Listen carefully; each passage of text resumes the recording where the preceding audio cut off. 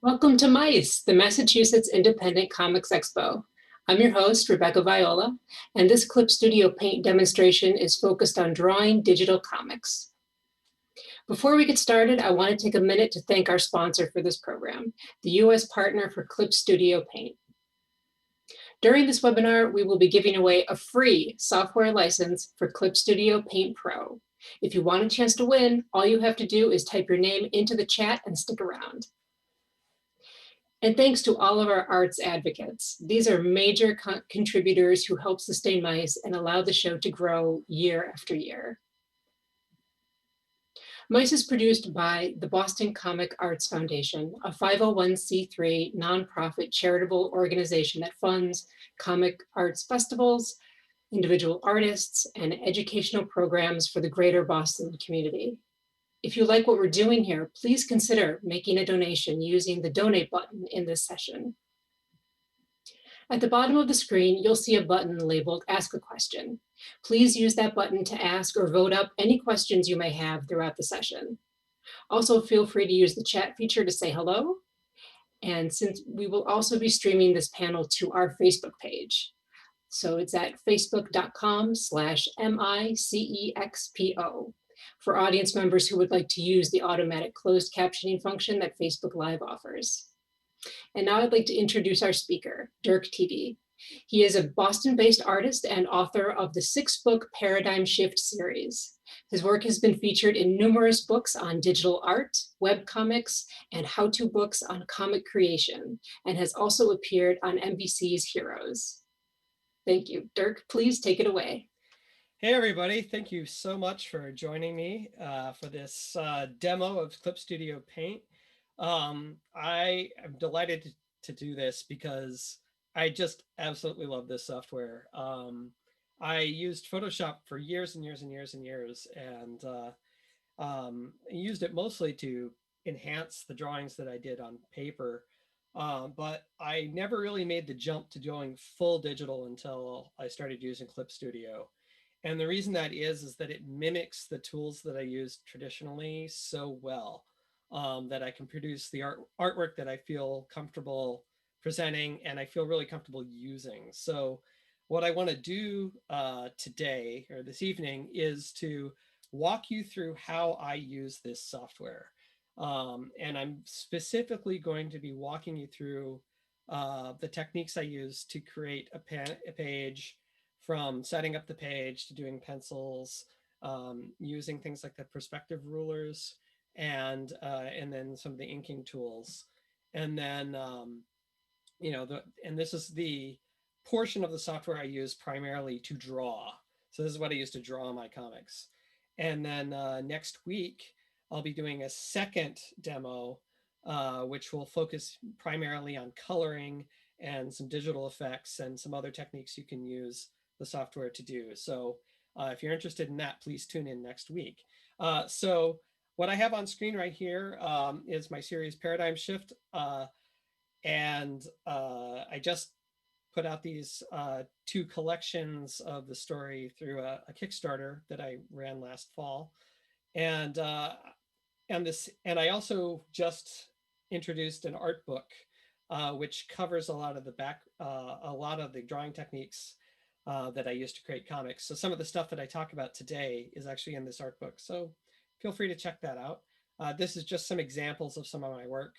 These were originally done on paper and toned in Photoshop. So you can kind of see what that looks like. And then I'll switch over to Clip Studio so you can compare. So this was a page that I did entirely in Clip Studio. And as you can see, it mimics the look pretty closely. So one of the things that I've really come to enjoy about this software is ganging multiple pages up into a single document. So these are all pages from my latest book, and these were all drawn in Clip Studio. And as you can see, they're all shown together because you can set up pages to have multiple documents. And if you're doing like a mini comic, this is actually really convenient. So what you can do is when you first start up a new file, And I've got a digital download on the main workshop page on the MICE homepage. If you want to download it and follow along, I've got some of the stuff in there. You can download it now. You can download it when we're done. But when you're first starting out to draw a comic, you're going to have to create a page. And of course, when you boot this thing up, it's going to have nothing. And you're going to have to create a page unless you're like opening up a Photoshop document, which, by the way, it does perfectly. It's one of the things that sold, there's several things that sold me on this, but the fact that you can import and export Photoshop seamlessly, it was a huge selling point for me. So if you're used to working in Photoshop, it's easy enough to just open up a document and start working. And that's actually how I got started with it. But if you're starting fresh, you'll want to set up your document. And what I have here, if you want to do a screen capture of this, it's also in the download. These are the settings I use for a basic comic page. And this is the, as if you were using a 11 by 17 sheet of paper, you know, you type in your dimensions here, the resolution. I recommend working at 600 DPI, especially as a source document. You can shrink it down later. Another thing, a big difference between Clip Studio and Photoshop is that while you can set a color mode here in the new document form, just like in Photoshop, that is only a starting point. That's sort of what your layers will default to, but your layers can actually change between color, black and white, or grayscale, depending on how you want to use them. We'll cover that, but this one's something to keep in mind. And then these other settings here will change these, basically the guidelines. And I've got this in the download. But if you're confused about how you set up a page at the beginning, it's good to have your final trim size. This is where, this is the live area. So if you look over here, this is the part that's going to get cut off when you print it and it gets cut. And then you've got this default border size, which is sort of the live area. So that's what I use for my comic borders. And that's sort of where I keep all the text, so I can make sure that nothing is going to fall off the edge of the page when it gets printed. So those are important settings to learn. And then there's this other setting, multiple pages, and this is how you'd set up a multi-page document. So if you're doing a mini comic and it's only like, it's a short story, it's 7 pages long, 7 pages, 12 pages, you could do a whole graphic novel. Some people do, 200 pages. Oh wait, maybe it maxes out at 100. What I use this for is I gang all my scenes together. So if I have a 7-page scene, I would type in 7 pages. So here we are. Here's the basic interface. I really just focus on using the pencil tool, the inking tool, and then there's the ruler tool. The other brushes are really nice. I don't use them as much as some other illustrators, but we're going to just start with the pencil tool. So as I said, we're going to walk you through this as if we were creating a comic page. So if I were creating a brand new page for my comic, I would want to start with thumbnails. And that's one of the reasons I'll put all these in a single multi-page space so I can work on a whole scene at a time. And I do my thumbnails by just starting with a basic layer. This particular document was set to monochrome. I'm going to change it to gray. But up here, as I said, your layers can be any kind. You can have a color layer next to a grayscale layer, next to a monochrome layer. And of course, the monochrome defaults to black and white, but you can change what color your layer is set to. Let's see, by, oh, well, yeah, there's a little toggle up here which allows you to put in other colors. Oops, there we go. So the way the monochrome layers work is you can just set a basic color and it will work with that color layer same way. So I'm going to be drawing with a gray layer. And if I were doing thumbnails, I would draw it just like I was drawing in a sketchbook. I'd set up my panel borders just by sketching them out. And then I'd start, drawing people in there. And I do this for the whole scene. So I do one page and move to another. My particular working style would also put the text in at this point. So if there's any dialogue, I'd put that in. And I would do a whole page like this. I would just put in some roughs. And then once I was happy with my roughs, I would take that, I would like label this thumbs, and sometimes it'll be multiple layers. I put that in a folder instead. The latest version of Clip Studio supports doing layer groups. So if you're familiar with Photoshop, you can hit Command or Control G, and it would automatically create a layer group. The actual command for it is somewhere up here. Yeah, new layer folder. Oh, create layer and insert, create folder and insert layer. It's right there. I hardly ever use the menus. So once I had my thumbs, then this is what I would use this layer color tool, which is up in the layer property palette. And what this does is allow you to create blue lines immediately off of any layer. And even if it were in a group, you could have it, you could group the folder and have the layer folder turn blue. So then you can draw over the top of that, or you could even change the transparency of it, knock it back, and say, all right, so I've got a 4-panel layout here, and now I want to create some borders for it. So I'll create a new layer. I'm going to make sure it's set to gray. And I could fix that by going into the story settings here, basic work settings. Oops. On a basic page settings for a page. And then I could change the expression color to gray. And now any new layers I create will be gray instead. So I'll just fix that now.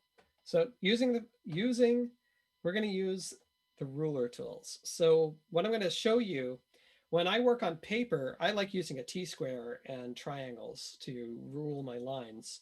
And of course, so you can get nice right angles. Well, one of the things I didn't like about working in Photoshop was that, I could use the vector tools to create shapes, and I could create boxes and things, but I'd have a hard time lining things up on the page so they would be absolutely perfect. You could snap, but sometimes it would be hard to move things around. And so I prefer working with this as if I was using a T-square.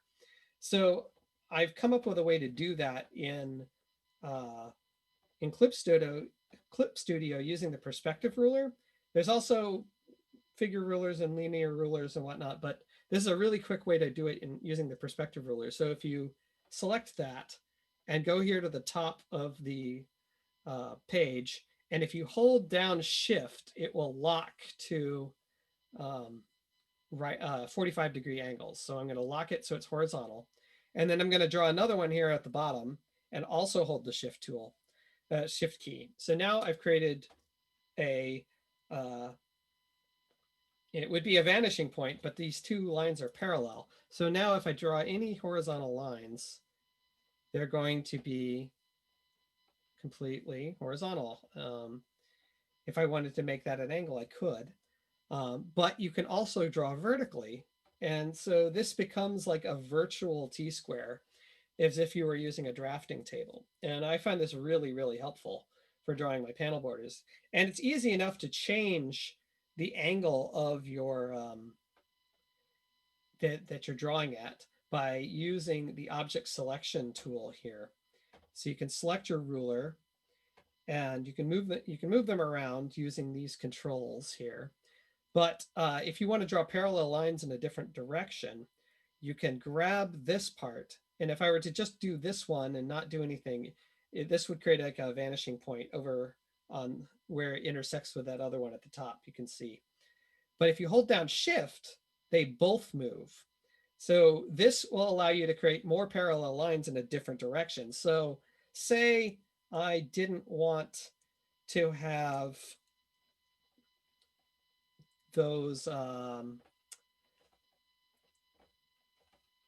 these lines here being parallel, being perfectly horizontal, but I wanted them at an angle, then this is where I would use that.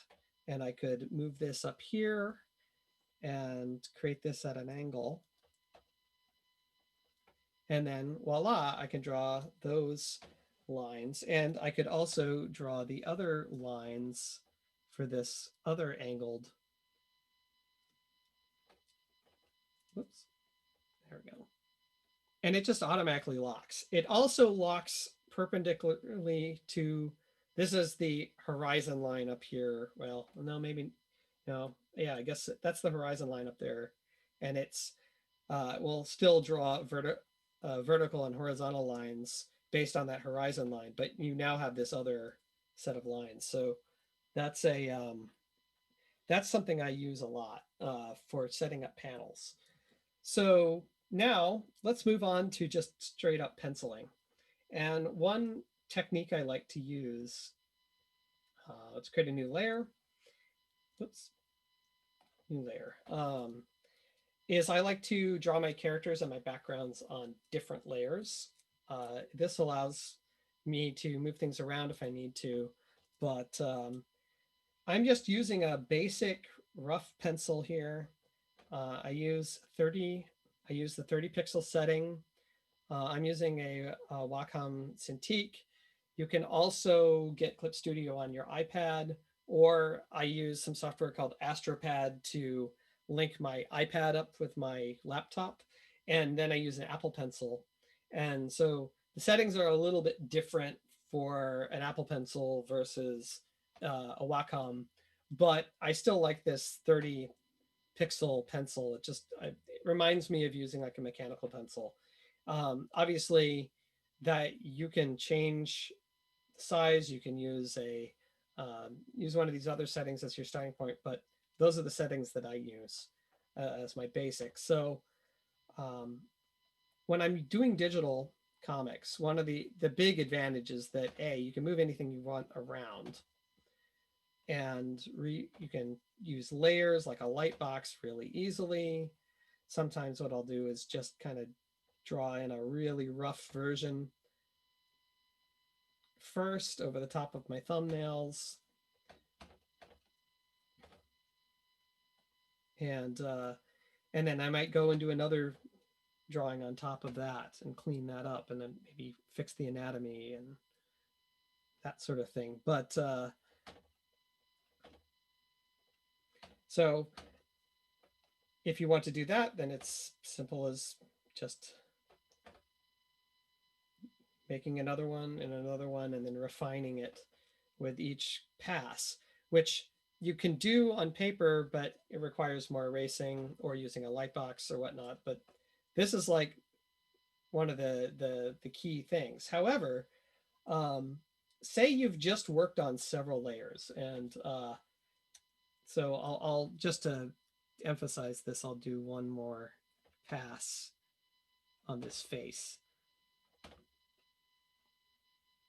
And there's a reason for this. And say you wanted to move that, you got drawing and you realize, oh, maybe I want to have that in a different part of the panel.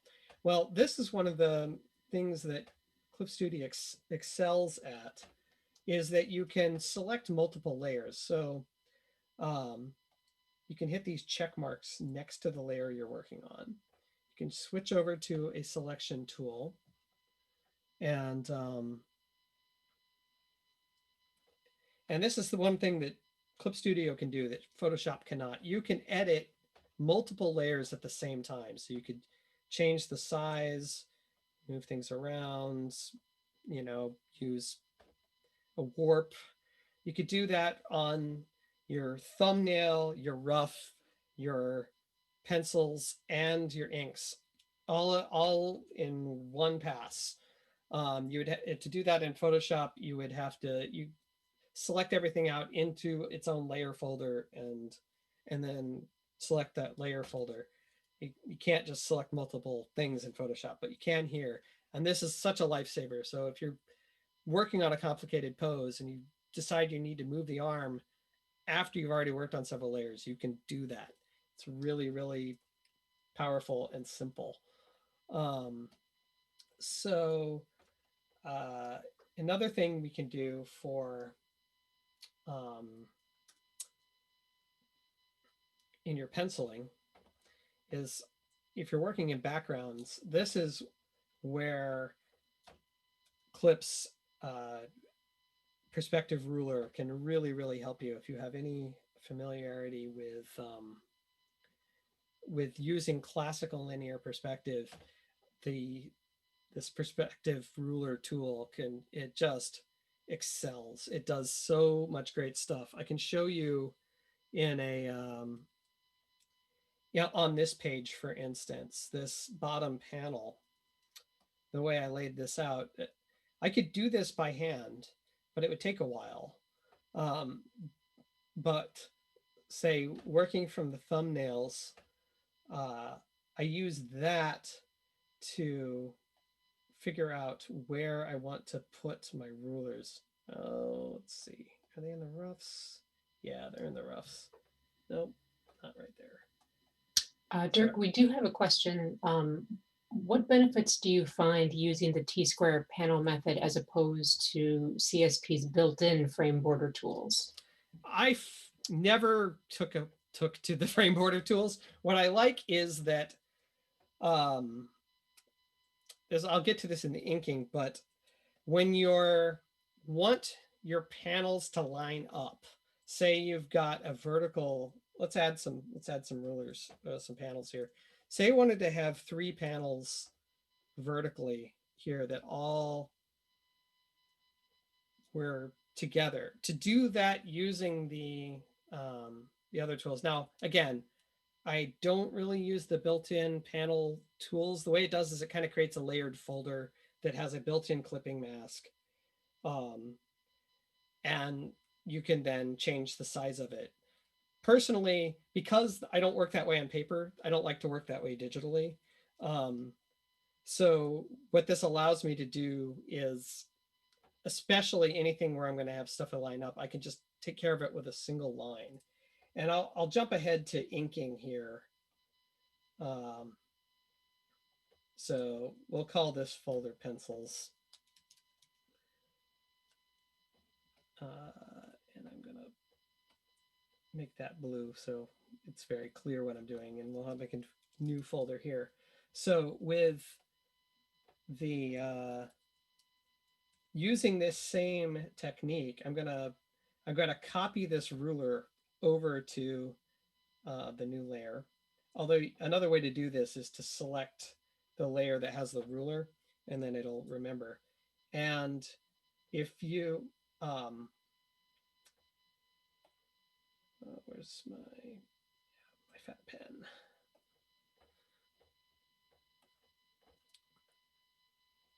Oops. There.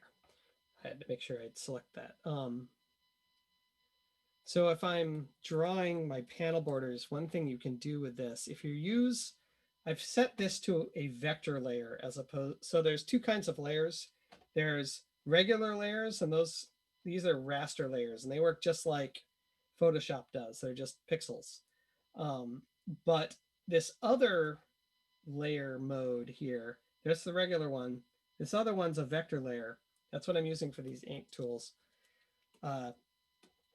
So if you wanted to do this in the panel border, using the panel border function instead of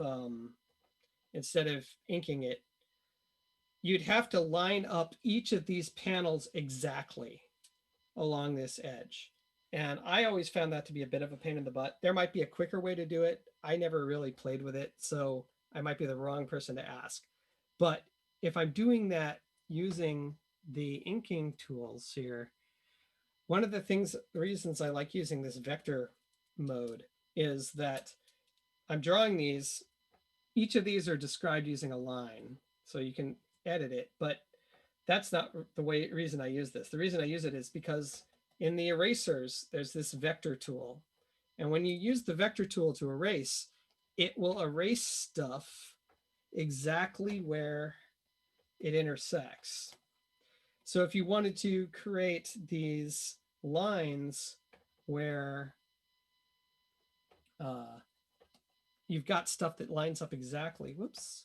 Oh, whoops. I've got that one set up there. That's all right. I'll cheat. Another way you can do this is you can hold the shift key and it'll draw straight lines. But these won't be 100% parallel, but they'll be close enough. Oops.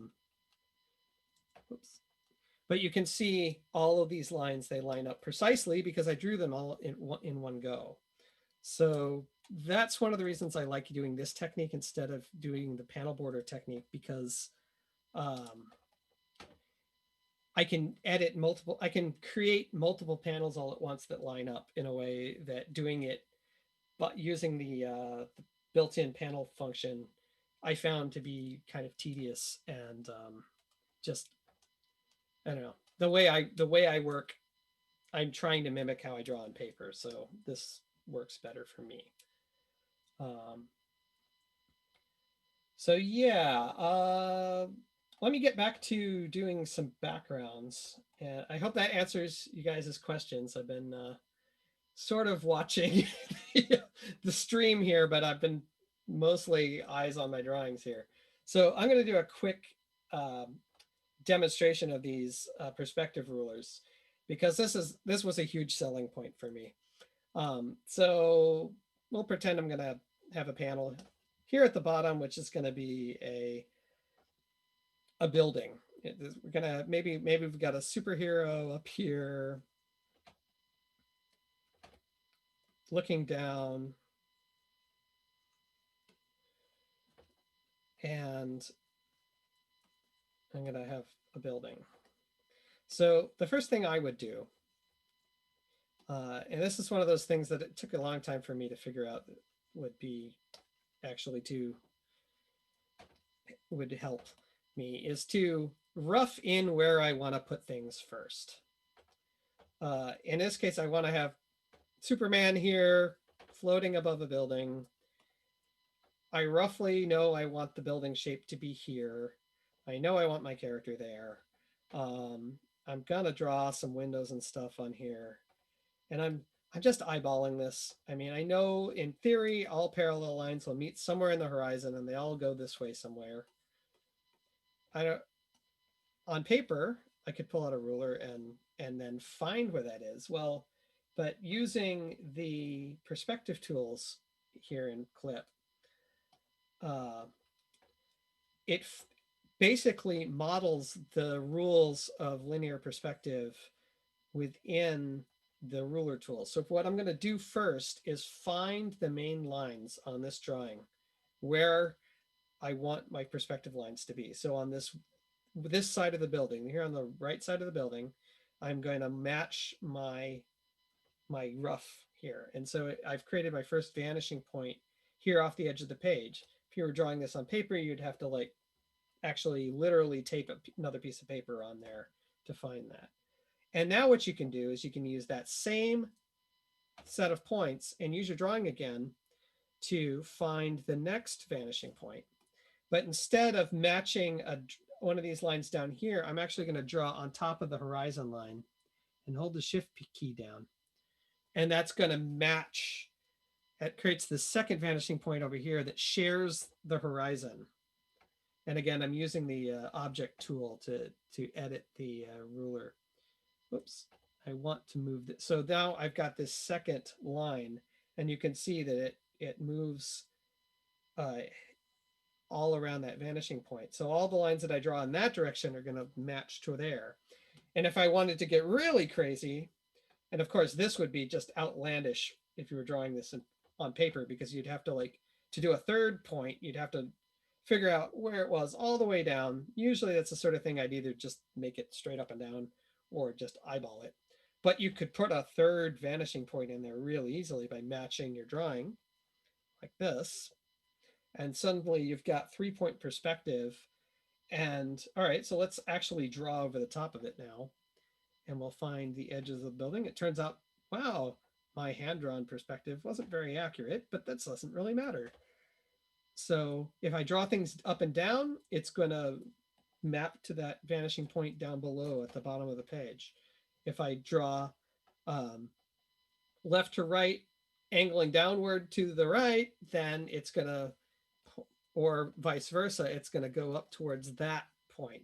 And same way with this side. If I draw towards that vanishing point, and sometimes it'll get a little screwy, but this is the sort of thing that makes drawing buildings and doing pages like this much, much easier and a lot faster. Um, and I can and do entire workshops on drawing backgrounds, and I could go into detail on how to make a realistic looking building. But suffice to say, you can just kind of just draw it in, just using this tool, and make a fairly convincing looking drawing of a building in a relatively short period of time, in a way that, I mean, I'm being real fast and loose with this, but it doesn't really matter. This would be good enough for comics. So this was another tool that just sold me on this. Anyway, I could go on and on about that. There's all sorts of tricks you can use for perspective, but the long and short of it is the way this works is you can, based on your drawing, you can quickly set up your vanishing points and then do a more detailed drawing over the top. And of course, these are all editable. So, or if you create another layer, you can set up another, like an object. So you had a car or a boat or something that was in a slightly different perspective. Actually, I use this a lot if I have a bad guy holding a gun. It's the sort of thing that I use the perspective tools for that all the time. How are we doing on time? Actually, we're blasting through here. So if you guys want, I could do some more on perspective, but I'll just throw in a quick trick. If one thing that I had trouble with when I first started drawing comics was, was putting characters in space. So if I had a character here and I wanted to draw another character in the same room as them, I wouldn't really know where to put them. But then I learned this trick from a book by Andrew Loomis. And if you're not familiar with Andrew Loomis's books, go check them out. They're really awesome. What you can do is, if you've got a bunch of people in the same space, like they're all in a room, say they're at a party, if you know roughly where the eye level is, so imagine you were another person in this room at the party, you can draw all the people in this room just by having the eye level go through the same part of their head. Now you could have a shorter person, you could have a taller person, but if you have most of the people hanging on this, along that line, they'll all look like they're in the same space. This is like perspective without rulers. So yeah, this is really useful, and you can use this in conjunction with the perspective rulers. So say I wanted to have somebody who's on the street before Superman, and I'll have the building here.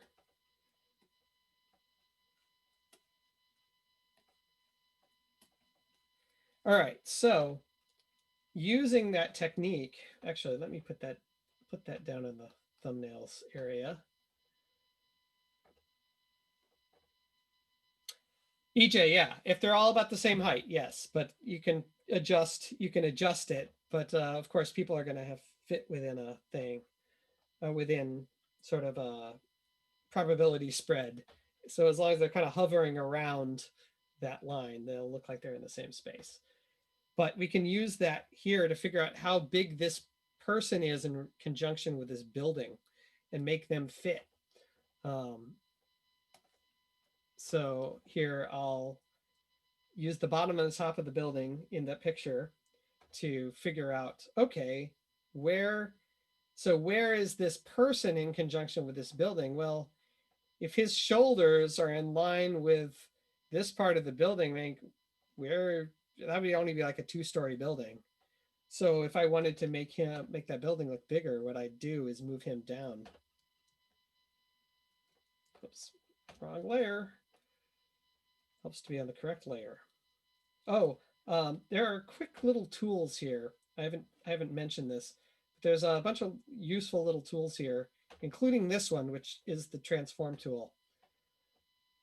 I normally use a key command for it, but it's also useful to have that. There's other ones like fill, and these are actually kind of useful. You can cut and paste onto a new layer. So what it does is it cuts it out of the layer you're on and pastes it onto a new layer. Or this one, which would copy it and make a duplicate onto a new layer.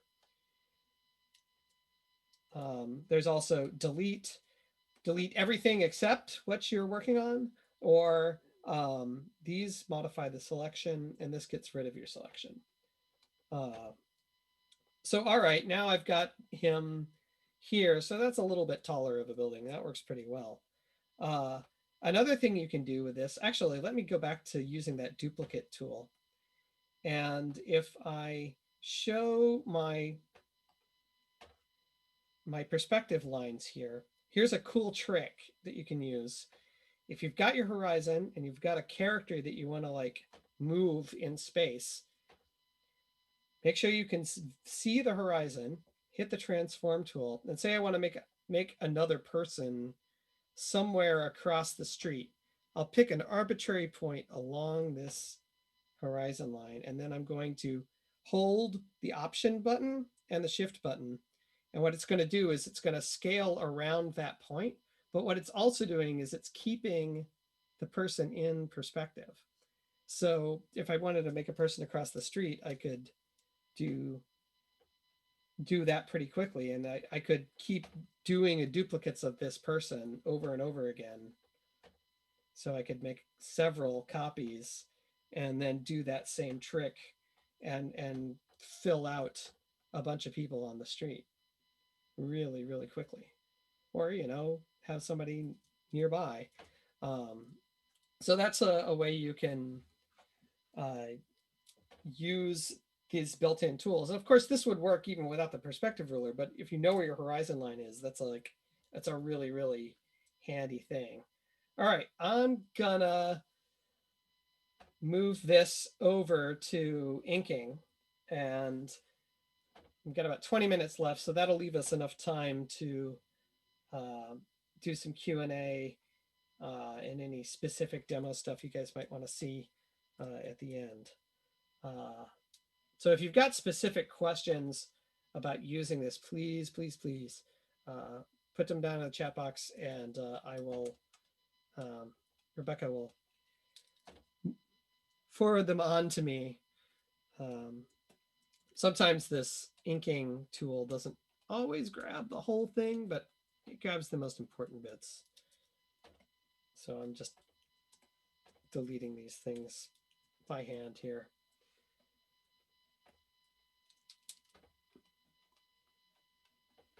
And all right, so inking. There's many things that sold me on using this, but just the quality of the inking tools. I used to use a dip pen for my artwork on my paper. For the longest time, I used a Hunt 108 dip pen nib. Lately, I've been using a G pen. But what I always wanted was the ability to go from thick to thin and within a single stroke. And this is something that Photoshop just never really did well for me. It just could never get down to a single pixel at the narrowest And the just the way this reacts to my touch is exactly, it's more like a brush pen, but it's really sensitive. Control's good. I'm using a custom pen I call textured pen, but it's basically a modified version of the G pen, which is what Clip Studio uses by default. And the only difference is that I added some texture to it. So it basically has the same responses, but you can see the ones that I drew first have sort of this rough line that I added in using the editing tools down here, which is, there it is, tool properties, and somewhere in here, texture, no, texture, no, where is it? Brush shape. Ah, yes. I used the G pen uses calligraphy. This one uses textured. I think I got it from a different pen, and I just changed that and saved it as a new preset. And so voila. So this looks closer to what my hand drawn stuff looks like.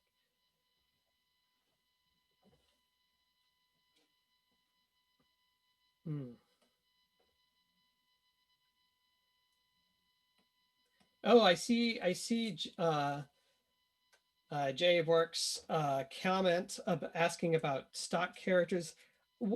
In theory, yes, you could do that, but I never do. I always draw my characters fresh unless I'm specifically doing a panel like a moment to moment panel sequence where I want only minute changes to happen within the panel. But for the most part, I'm just drawing everything fresh.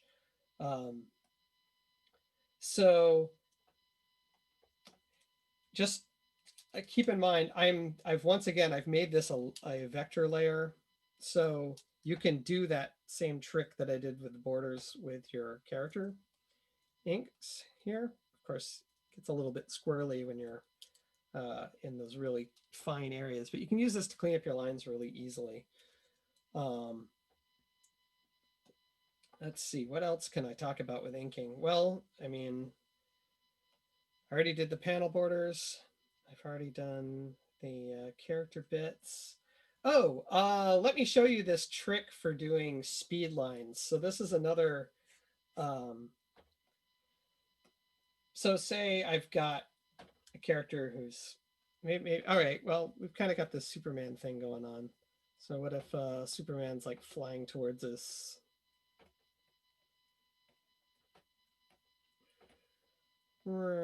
Just draw a very, very quick Superman. And I wanted to have some like speed lines to make it look like he's zooming in from somewhere. And this is like total manga effect, but it's great. It's one of my favorite effects, and it's all over my books. And I just own it. I just love this thing. So what you can do is just set up a single vanishing point using the perspective tool to line up with your drawing again. And then I've got a specific brush set up called For Effect Line.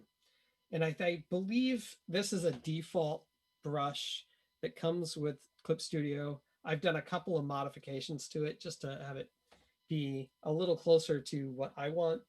But I think it's mostly, I just changed the size, and I think I changed the pressure sensitivity a little bit. So that's one thing that I love about the tools here is you can change the curve. By default, let me look at this one. That one's still modded. Let me look at the G pen. So these are kind of set up not quite as a straight, like, so this is how much the pressure sensitivity on your pen works. So what I did was I squashed the for effect line a little bit. So you have to press a little harder in order to go thick. So what you can do, just using that vanishing point on this layer is just drawing these lines. Now, I would do this, I used to do this on paper, and for every single one of these lines, you would have to like reline up with your vanishing point. And I would do things like tape thumbtacks to my paper. I would do all sorts of stuff to speed this up, but doing it by doing it in this program, you can add effects like this really, really quickly. Now this, I'm just slapping this one in. Normally I'd probably spend a little more time trying to put some variation in there. Or you can use different pens. But what I like about this particular pen, this 4 effect line pen, is it automatically tapers. So if you see, this is the line that I'm drawing just by holding down the pen against the tablet. But when I let go, it automatically tapers it. And it's set to like taper at like 60% or something like that. It's so it's really handy for doing these things, which if I were these days, if I do it on paper, I'm using like a brush pen and I have to like flick my pen, but on using this, you can just tweak it. So, all right. So like that is a general overview of the main tools that I use in this program. There's some other stuff I can show you that are more specific tools, which actually makes perfect sense. Here again, I'm just using that the vector thing to clean that up. One thing that I find is really, really handy is that not only can you select multiple layers and edit them at the same time, the selection tools. So like if you're using the magic wand, you can select multiple layers at the same time. You can select exactly which layers you want. You can set it so it's just, so say I've got all these inks. I've got these great pencils that are ready to go and I've just started inking, but I want to like just limit myself to working within one panel frame. Well, what I could do is go over here, well, label this one borders because this is the panel borders. And say I wanted to work on this panel, but I didn't want to go outside the lines. Well, what I could do in the this, I could, well, yeah, this will be fine. So this is similar to Photoshop. You can switch just between a single layer or multiple layers. In this case, so you can select on the layer tool property palette over here. There's these 4 settings. So this is all layers. So if this is checked and this is selected, this selects every layer. So if I wanted to select something in here, well, it's going to read those blue lines or the pencils. But say I wanted to just work within the inks, well, then I click on this folder, which will only select things within this folder.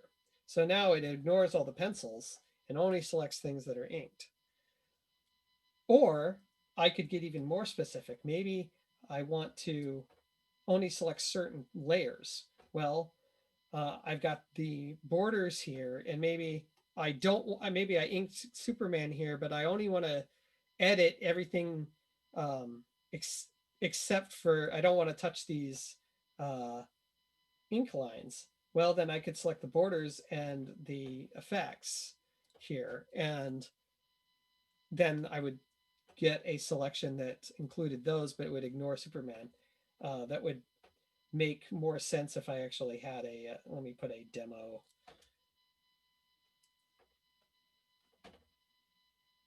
Oops.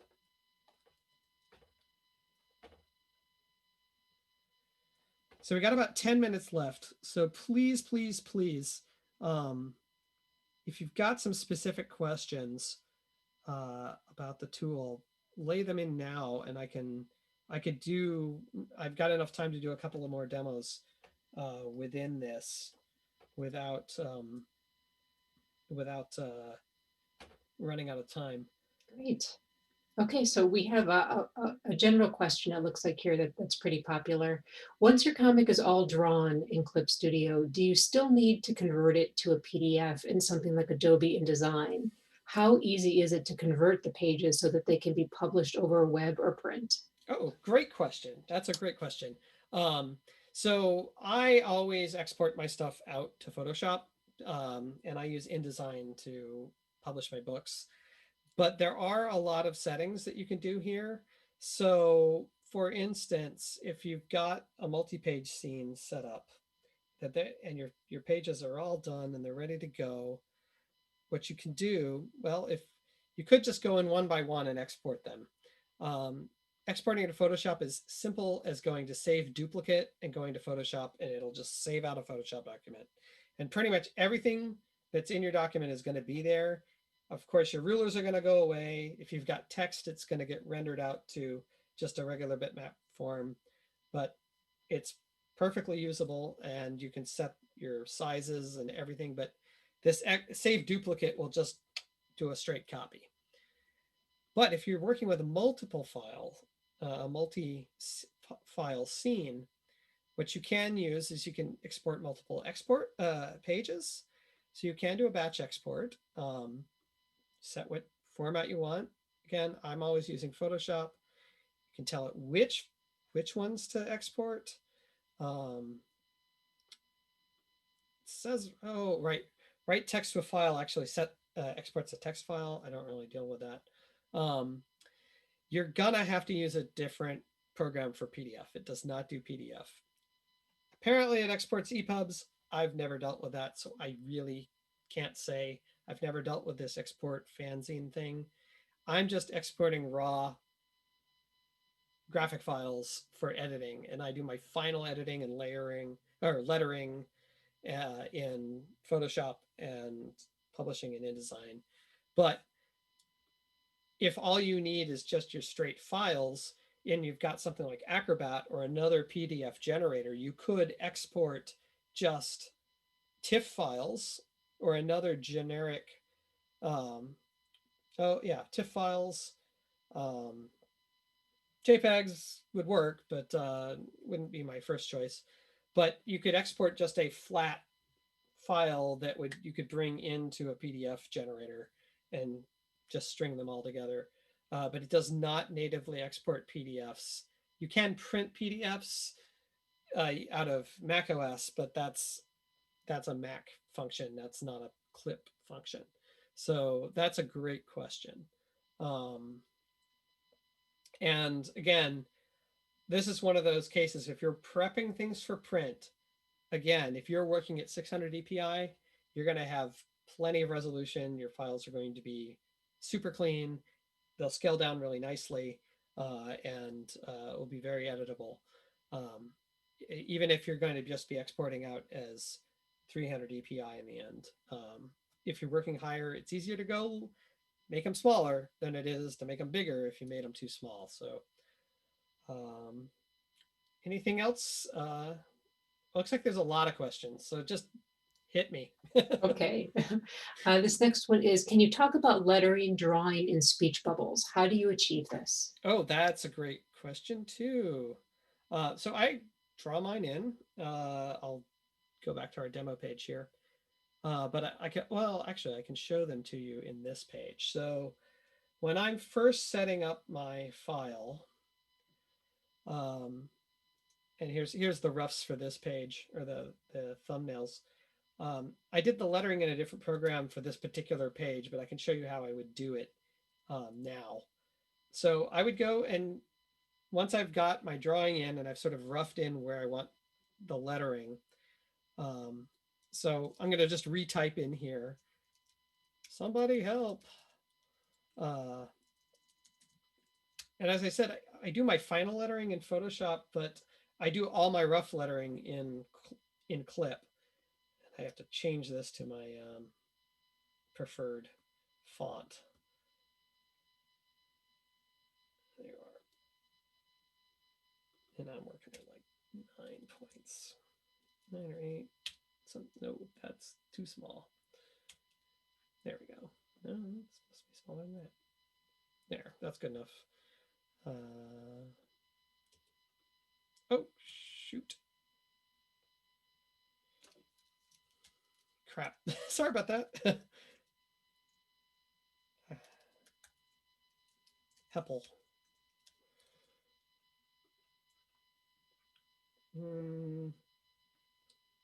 And I can talk while I'm actually doing this.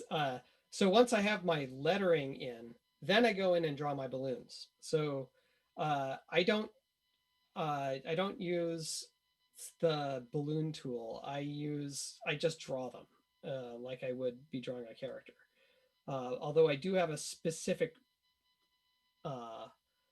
brush that I set up to do that, and I'll demo that here in just a second.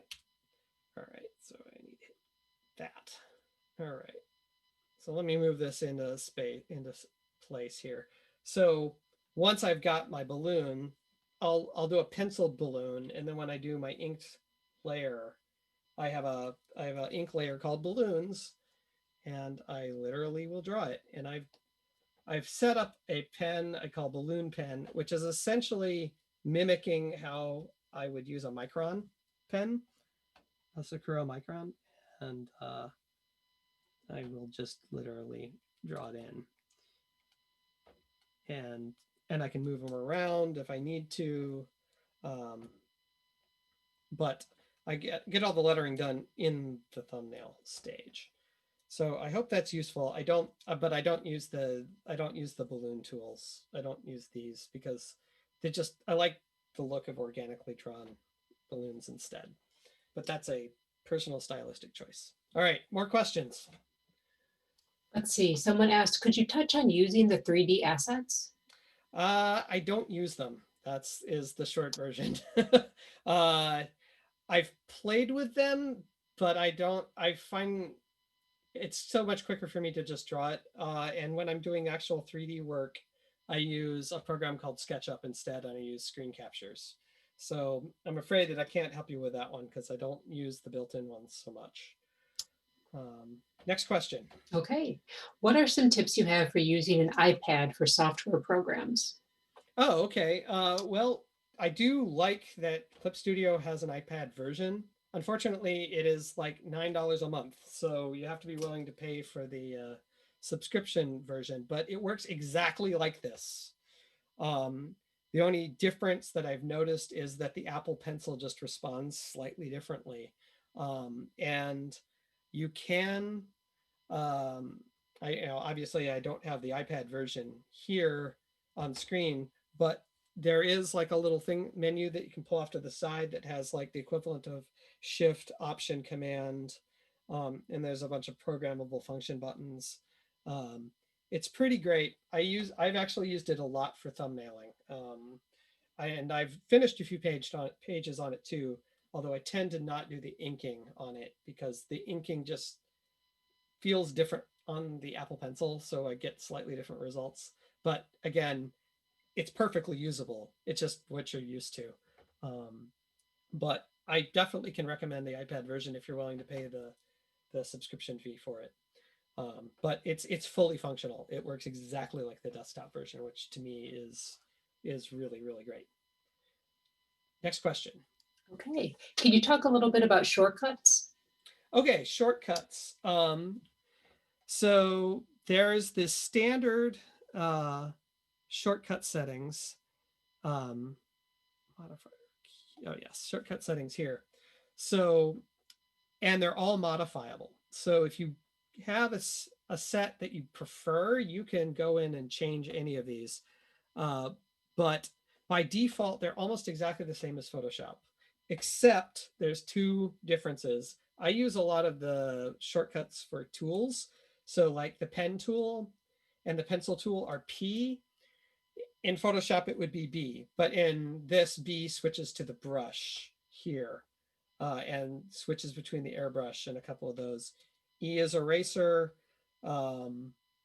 U is the perspective tool and the rulers, and W is the wand. M is the basic selection tool, unlike Photoshop, which has like M and L. L does something different that I don't quite understand here. But the fact is you can modify any of the shortcut settings here, and you can look them all up here. So if there's a menu set in this menu. All right. Oh, uh, the was that Zach? Was that to me? Okay. Okay, yeah. So, but basically, if you want to know what the shortcuts or anything, it's all in that menu, in this menu, shortcut settings, under the main menu. I'm not sure where it is in Windows, but I know that there's a similar. It might be under Edit or File instead, but and you can change them if you prefer something else. All right. Do we have time for one last question, or are we done? Oh, I think we have time for one more. Okay. The last question is, what do you do if you don't have Photoshop? Oh, okay. There's a couple of different options. I haven't played with it personally, but I know several people who swear by it. There's a program called Affinity, which is a Photoshop. It's like a stripped down Photoshop clone. And the people I know who use it say it's really, really good. And it's about $50. So it's worth looking into. If you need free software, there's GIMP. I don't personally like GIMP, but it will export things and do basic editing and get you by just fine if you can't swing Photoshop or something like Affinity. Things like Procreate and whatnot on the iPad are great for image creation, but they're not really great for editing. And that's about where I'm at. I would say definitely look into Affinity. There's also an Illustrator and an InDesign competitor that they make as well that I've heard good things about. So look into that.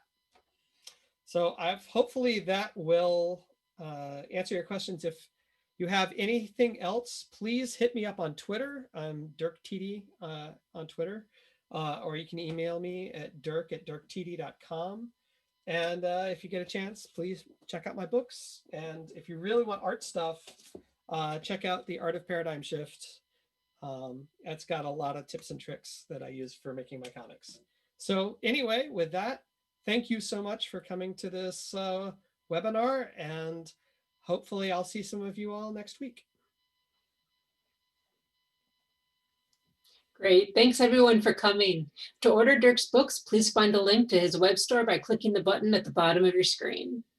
And congratulations to our giveaway winners, Sabrina Ruiz and Joshua Bruckner. Someone from the Mice team will be getting in touch with you soon with those Clip Studio Paint Pro licenses. This webinar is part of the month of Mice, a month of free comics programs, including panel discussions and workshops. If you're interested in this topic, you may also want to check out Clip Studio Paint 2, our follow-up session to this webinar, next Sunday at 7 p.m. For a full list of sessions, please visit micexpo.org. That's micexpo.org.